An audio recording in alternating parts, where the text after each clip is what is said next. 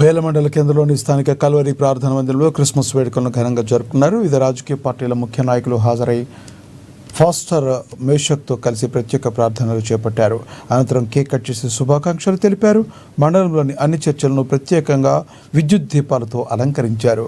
Christmas ప్రత్యేక పర్వదినాన్ని మన సమాజంలో సామరస్యం, సంతోషాన్ని మరింత పెంచాలని కోరుకుంటున్నట్లు ఫాస్టర్ తెలిపారు. ప్రభువైన యేసు క్రీస్తు ఉదాత్తమైన ఆలోచనలను గుర్తు చేసుకుందామన్నారు.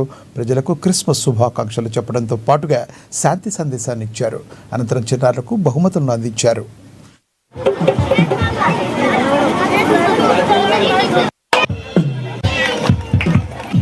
వారి ప్రమేయం లేకుండా మరి ఆ క్రిస్మస్ అనే మాటకు అర్థము ఏమిటి అంటే సృష్టికర్త అయిన దేవుడు భూమి మీదకి దిగి రావడము. అది సృష్టికర్త అయిన దేవుడు భూమి మీదకి రావడమే క్రిస్మస్. అంతేకాకుండా ఆ క్రీస్తు వచ్చినప్పుడు మనకు నేర్పించిన మాటలు ఏమిటంటే ప్రేమ, దయ, కనికరమును, జాలిని, మరి అంతేకాకుండా మనము త్యాగము చేయడాన్ని మనకు నేర్పించాడు.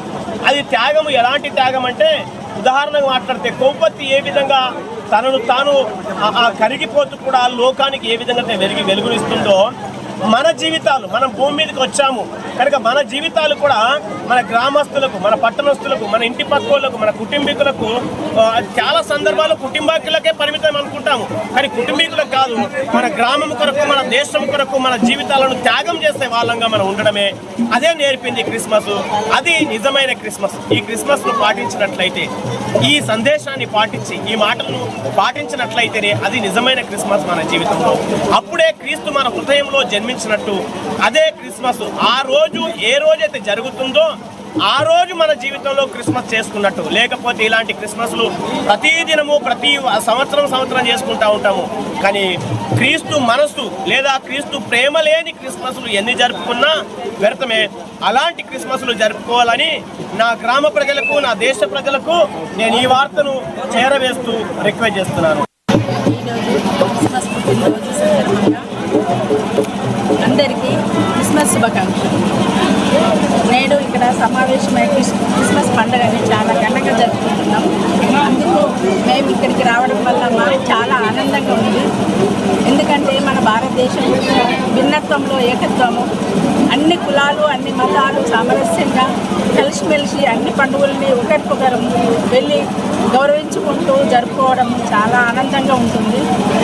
మళ్ళీ క్రిస్మస్ అంటే సహనము, శాంతి, ప్రేమ, మూడు విషయాలలో చాలా చక్కగా ఎవరైతే కలుపుకొని ఉంటారో వారి జీవనం చక్కగా ఉంటుంది.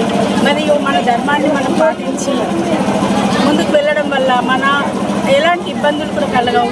మన ధర్మాన్ని మనం కాపాడుకొని కుల మతాలకు అతీతంగా అన్ని ధర్మాలని మనం కలిసిమెలిసి జరుపుకోవడంలో చాలా ఆనందంగా ఉంటుంది. ఈరోజు ఈ క్రిస్మస్ సందర్భంగా నాకు ఈ అవకాశం ఇచ్చినందుకు చాలా కృతజ్ఞత.